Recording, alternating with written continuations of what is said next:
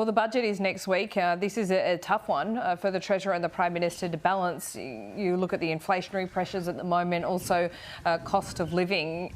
We have a couple of announcements. I think the government has shown that they want to focus on young people in particular.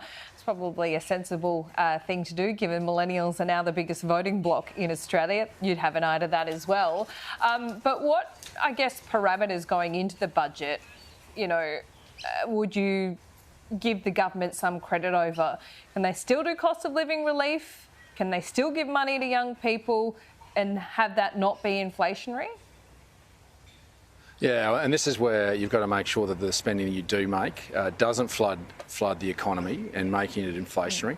I in principle welcome this announcement today around helping those in particularly nursing and teaching to be able to be paid when they do practical experience.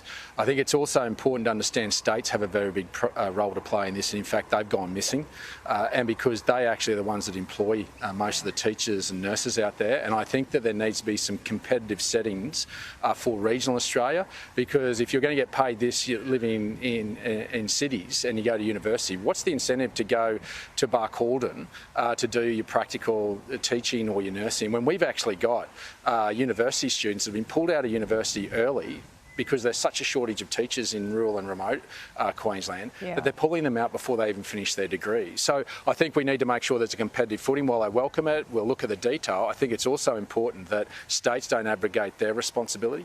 I think when you look at what they're doing around the HECS, obviously this is an admission of guilt that inflation has got out of control, and you look at the drivers of inflation, what's keeping inflation up, it has been predicated on what they've done in Canberra.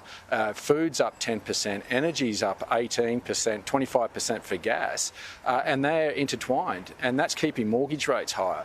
So what this is about fundamentally making sure you're pulling the right levers rather than actually having to flood the economy with more money, which is what they're having to do, and what we're seeing in Queensland with $1,000 off your energy bill, which is just short-term band-aid measures rather than strong policy levers that actually structurally address what's required to bring down inflation, drive down inflation, and actually help drive the economy, not put more subsidies into manufacturing.